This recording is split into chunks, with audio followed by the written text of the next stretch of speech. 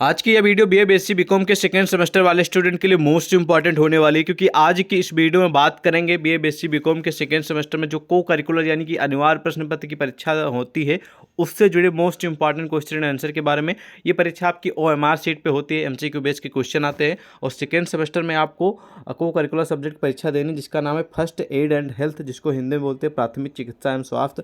तो first aid and health की परीक्षा से जुड़े सारे क्वेश्चन आएंगे, सारे एमसीक्यू बेस पे आएंगे। तो चलिए हम आपको ले चलते हैं इंपॉर्टेंट क्वेश्चन की ओर और साथ साथ में आपको एक जबरदस्त ट्रिक भी बताएंगे कि आप कम एग्जाम की तैयारी करके भी अच्छे खासे कैसे नंबर ला सकते हैं। ठीक है, कंप्लीट वीडियो देखेंगे तो आपको बहुत ही ज़्यादा हेल्प मिलेगी और ये आपका अपना ही चैनल है तो इसको भी सब्सक्राइब कर लीजिएगा अगर वीडियो अच्छी लगेगी।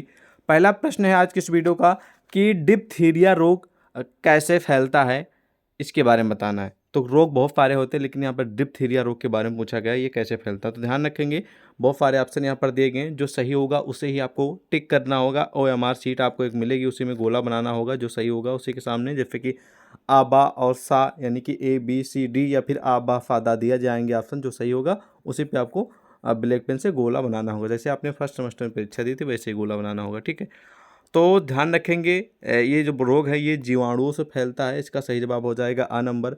अगला है कि खसरा रोग का उद्भव काल बताइए, यानी कि जो खसरा रोग हो जाता है ये कितने दिन तक चलता है। तो ध्यान रखेंगे जो खसरा जब हो जाता है तो नॉर्मली ये जो है वो 7 से 14 दिन तक चलता है, अगर आप समय रहते ट्रीटमेंट यानी इलाज करा लेते हैं तो। ठीक है, तो सही जवाब इसका आ नंबर हो जाएगा। अगला क्वेश्चन है कि डिक टेस्ट किया जाता है क्या होने पर। तो एक टेस्ट होता है जिसका नाम है डिक, ये जब किया जाता है जब इंसान को स्कारलेट ज्वर होने पर, यानी कि जब बुखार हो जाता है स्कारलेट, तब इसका प्रयोग किया जाता है टेस्ट करने के लिए। ठीक है, ध्यान रखेंगे आ नंबर सही जवाब होगा। अगला है कि चिकन पॉक्स, चिकन पॉक्स भी एक बीमारी है जो कि आपने सुना भी होगा। इसका उद्भव काल कितना रहता, मतलब कितने से कितने दिन तक ये रहती है बीमारी। ठीक है, तो ध्यान रखेंगे ये जो रहती है वो 10 से 12 दिन औरेज रहती है, अगर आप ट्रीटमेंट समय रहते करा लेते हैं, नहीं कराते तो ये बढ़ जाएगा। तो 12 दिन, 12 नंबर सही जवाब होगा, 10 से 12 दिन रहता है। अगला प्रश्न है कि नेत्र की भांति इंद्रियां, नेत्र की भांति इंद्रियां किस चीज़ के लिए हैं। तो नेत्र की भांति जो इंद्रियां हैं वो, ठीक है, नेत्र की भांति इंद्रियां हैं कान, नेत्र की भांति, ठीक है, नेत्र की भांति इंद्रियां जो है वो कान है, सही जवाब इसका हो जाएगा आ नंबर। अगला कि आकार व आकृति के आधार पर शरीर में कितनी हड्डियां होती हैं। ठीक है, ध्यान रखेंगे यहाँ पर आकार और आकृति के आधार पे बात हो रही है, तो ध्यान रखेंगे इसका सही जवाब हो जाएगा ऑप्शन नंबर आ 6 होती हैं, आ नंबर सही जवाब होगा। वो वाला नहीं, दूसरा वाला क्वेश्चन जिसको आप लोग समझ गए हैं वो नहीं, अभी उसका भी उत्तर पता चलेगा आप लोगों को। यहाँ पर आकार और आकृति के आधार पे बताया गया है। ठीक है, 6 होती है। अगला के एक नक्सीर है, नक्सीर का जिसका आप बोलते हैं बचपन में जब आम आम खाते हैं आप लोग या फिर कुछ खट्टी चीज़ खाते हैं, ज़्यादातर आम खाने से होता है जो नाभा फूट जाता है, नाक में बीमारी हो जाती है, तो नाक ब्लड निकलने लगता है। ठीक है, तो एक नक्सीर है, ठीक क्या इसमें से, तो एक नक्सीर जो है वो है एपिस्टा, ठीक है, एपिस्टा किक्स, सही जवाब आ होगा, यही से हो जाता है नक्सीर। ठीक है, अगला कि बहती नाक के लिए चिकित्सा शब्द कौन सा है। तो डॉक्टर की भाषा में अगर आपकी नाक बह रही है तो उसको क्या कहा जाता है, यही क्वेश्चन कह रहा है। तो उसको कहा जाता है राइनोरिया। ठीक है, उसको कहा जाता है राइनोरिया, सा नंबर सही जवाब होगा। अगला क्वेश्चन है कि ठीक है, ब्रोंकियल दीवारों की सूजन क्या है। तो सही जवाब इसका हो जाएगा, ध्यान रखेंगे महत्वपूर्ण प्रश्न है, सही जवाब ब हो जाएगा ब्रोंकाइट, ब्रोंकाइट्स, ब नंबर। अगला है कि फुफ्फुस आवरण में दर्द को क्या कहते हैं। तो फुफ्फुस आवरण में जब दर्द होता है तो इसको क्या बोला जाता है। तो ध्यान रखेंगे, आज जान लीजिए, इसको बोला जाता है फुफ्फुस शोथ बोला जाता है, आ नंबर सही जवाब होगा वैज्ञानिक या डॉक्टरी भाषा में। अगला है कि संक्रमण यानी कि जो रोग होता है जो फेफड़ों पर हमला करता है संक्रमण, और जिसके परिणाम स्वरूप खून की खांसी होती है, तो वो कौन सा रोग होता है। तो सही जवाब इसका हो जाएगा, ध्यान रखेंगे वहाँ पर होता है क्षय रोग बोलेंगे उसको, 12 नंबर सही जवाब होगा, ध्यान रखेंगे, प्रमुख प्रश्न है एग्जाम के लिए। अगला प्रश्न प्रस्तुत है कि रेड क्रॉस को इंग्लैंड में प्रथम बार स्थापित किया गया किस सन में। सॉरी, रेड क्रॉस को इंग्लैंड में प्रथम बार स्थापित किया गया किस सन में। तो पहले रेड क्रॉस जान लीजिए। रेड क्रॉस एक संगठन है जो कि अलग अलग जगहों पर स्थापित है और लोगों को ट्रीटमेंट की सुविधा देता है। तो इसकी जो स्थापना है, या फिर आप लोग कह सकते हैं प्रथम बार स्थापित किया गया था, वो भी इंग्लैंड में, किस सन में। तो सही जवाब इसका हो जाएगा, ध्यान रखेंगे। बताइए कमेंट सेक्शन में, यदि आपको मालूम है तो जरूर बता दीजिए, ठीक है। सही जवाब इसका हो जाएगा ऑप्शन नंबर 1879 में, ठीक है। अगला प्रश्न है कि धमनियाँ रक्त स्राव में, मतलब कि जो धमनियाँ फिर रक्त बहता है, तो वो कैसा, मतलब कि आपको बताना है कि वो किस प्रकार बाहर निकलता है। तो ध्यान रखेंगे, इसका जो सही जवाब हो जाएगा ऑप्शन नंबर आ, खून चमकीला और उछलता हुआ बाहर निकलता है जब धमनियों से रक्त का बहाव होता है, स्राव होता है तो, ठीक है। अगला कि हड्डी की टूट के लक्षण क्या है, मतलब कि हड्डी के टूटने के लक्षण क्या है इन अवसरों में से। तो हड्डी के टूट के जो लक्षण हैं वो है उपयुक्त में से सभी। सूजन एवं दर्द भी हो जाती है अगर हड्डी टूटती है, तो शक्ति यानी पावर नहीं रह जाती जहाँ पर हड्डी टूटती है, अंग में हिलने डुलने की अक्षमता हो जाती है। इसलिए सही जवाब द नंबर किया गया, क्योंकि ये सभी लक्षण हैं टूटी हुई हड्डी के। अगला प्रश्न है कि प्राथमिक उपचार का क्या मतलब है, यानी कि फर्स्ट एड का क्या मतलब है, सबसे पहले उपचार का क्या मतलब है। तो ध्यान रखेंगे, इसका सही जवाब होगा, बहुत सारे ऑप्शन है, फिलहाल जवाब इसका यही होगा, ब नंबर। ध्यान से सुन लीजिए, प्राथमिक उपचार का मतलब होगा, सही जवाब ब नंबर, कि घायल व्यक्ति का डॉक्टरी उपचार से पूर्व उपचार, मतलब कि डॉक्टर के पास जाने से पहले जो भी आपके घर में ट्रीटमेंट है उस बीमारी के, या फिर उस टूटने फूटने की, तो आप घर पे जो पहले इलाज करते हैं उसको, उसी को बोला जाता है प्राथमिक उपचार। जैसे कि मान लीजिए कि किसी को अचानक से चोट लग गई, तो सबसे पहले आपके पास घर में ट्यूब होगा, या फिर पेन की दवा होगी, या फिर जहाँ पर कट गया है, फूट गया है, तो उस पर दवा लगाएंगे।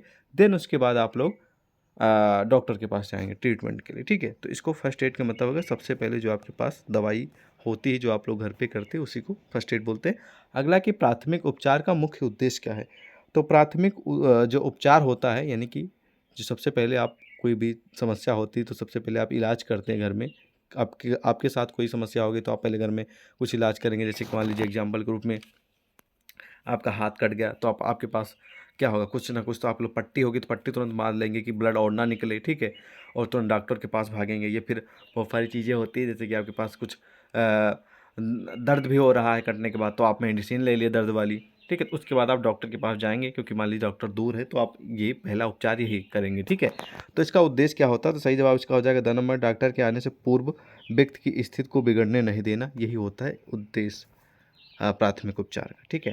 क्योंकि डॉक्टर तो तुरंत बैठा नहीं आपके लिए कि तुरंत आ जाएगा, तो आप पहले ट्रीटमेंट कर लें जो आपके पास है उपचार। अगला प्रश्न है कि प्रारंभिक उपचार बक्से, यानी कि जो फर्स्ट एड बॉक्स होता है, जिसमें से बेसिक दवाइयाँ होती हैं या फिर बेसिक चीज़ जो आपके पास अवेलेबल हैं किसी भी ट्रीटमेंट के लिए, तो उसमें क्या वस्तुएं होती हैं ये आपको बताना है। तो प्राथमिक उपचार, अगर आपने घर में एक बना रखा है बीमारी का एक बॉक्स, जिसको फर्स्ट एड बोलते हैं बॉक्स, जिसमें कोई समस्या है तो उसमें आप दवाई रख सकें, ट्यूब रख सकें, पट्टी रख सकें, ठीक है। और जो कोई इंजेक्शन रख सकें, बहुत सारी टेबलेट्स आती हैं उनको रख सकें, तो वो उसमें क्या होता है। तो नॉर्मली भाई जो एक्सपर्ट लोग हैं जिनको नॉलेज है वो सब चीज़ लगभग सुविधाएं रखती हैं, बेसिक चीज़ें। लेकिन जो नॉर्मली फर्स्ट एड बॉक्स, जो फर्स्ट एड बॉक्स होता है उसमें होनी चाहिए वस्तुएं, प्राथमिक उपचार हेतु आवश्यक दवाएं एवं वस्तुएं होती हैं जो सबसे पहले घर में की जाती हैं, वही दवाएं होती हैं फर्स्ट एड बॉक्स में। अगला प्रश्न है कि सर्वप्रथम प्राथमिक चिकित्सा किस देश में शुरू हुई। तो सर्वप्रथम प्राथमिक चिकित्सा, यानी जिसको आप लोग फर्स्ट एड बोलते हैं, इसकी जो शुरुआत है सबसे पहले हुई थी, ध्यान रखेंगे, भारत में। क्योंकि भारत आप लोगों को मालूम है कि जुगाड़ू देश है, ठीक है। यहाँ पर सब पहले जुगाड़ देखा जाएगा, फिर अगला काम देखा जाएगा, ठीक है।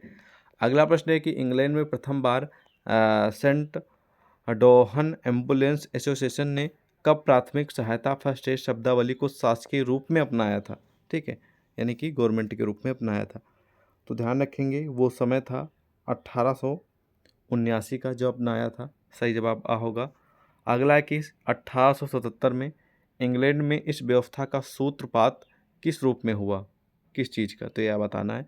तो 1877 में इंग्लैंड में जिस व्यवस्था का सूत्रपात हुआ है उसका नाम बताना है, वो भी किस रूप में हुआ वो भी बताना है।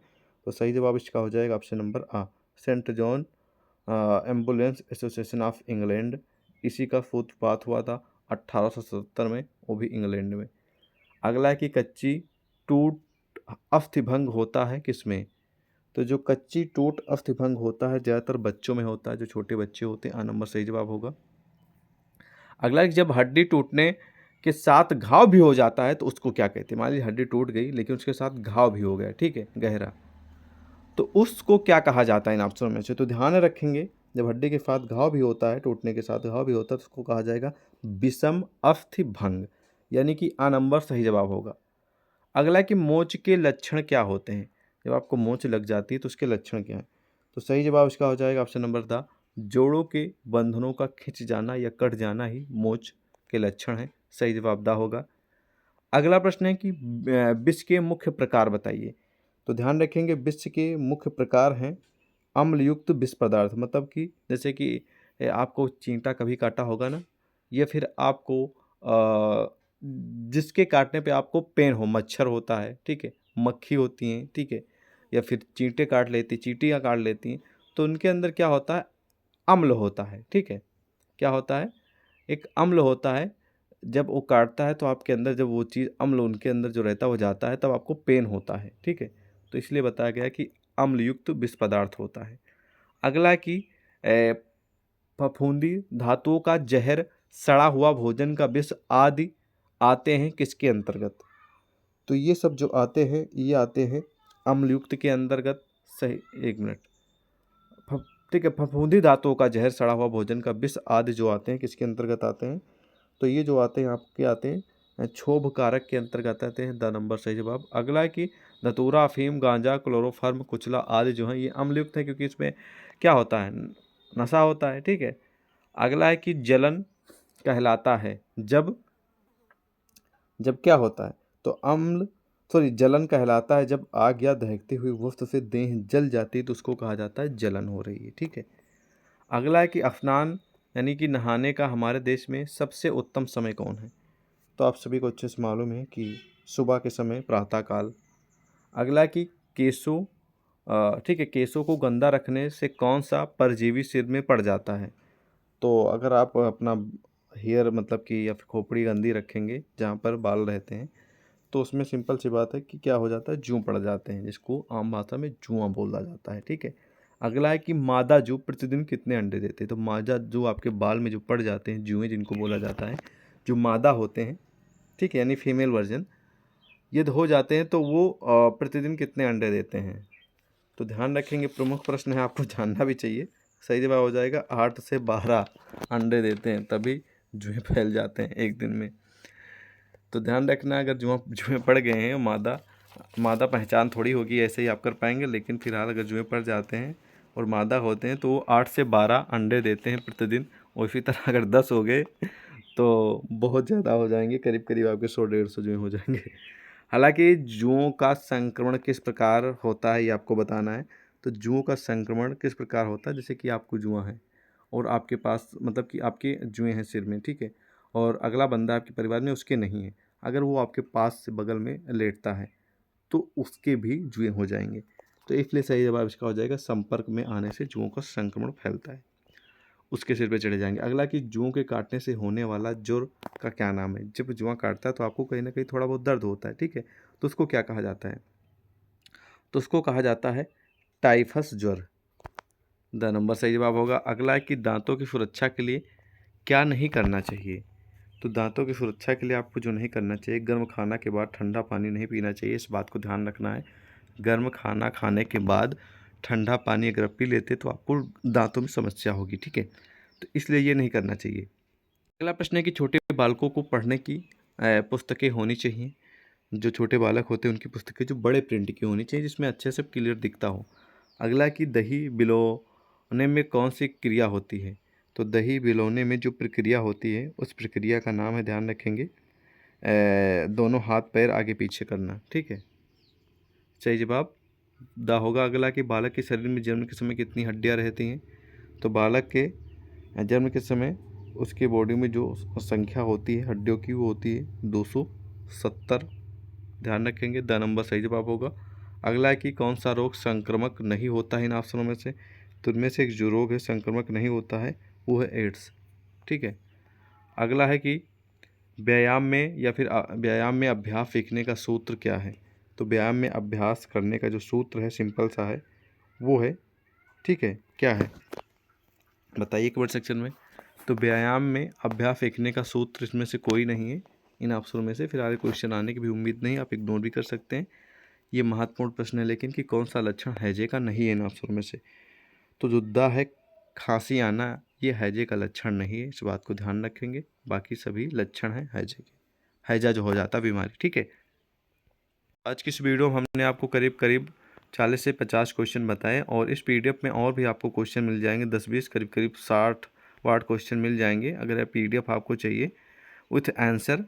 और हम कोशिश करेंगे कि 100 क्वेश्चन आंसर की पीडीएफ बना के आपको दे दें। तो जो भी स्टूडेंट वीडियो के डिस्क्रिप्शन में दिए गए टेलीग्राम व्हाट्सएप पे ज्वाइन होकर आप हमें व्हाट्सएप पे मैसेज करेंगे, उनको हम 100 क्वेश्चन की पीडीएफ दे देंगे विथ आंसर। तो आप लोग डाउनलोड करके तैयारी कर लीजिएगा और ये आपका अपना ही चैनल है तो सब्सक्राइब जरूर कर लीजिएगा। जय हिंद।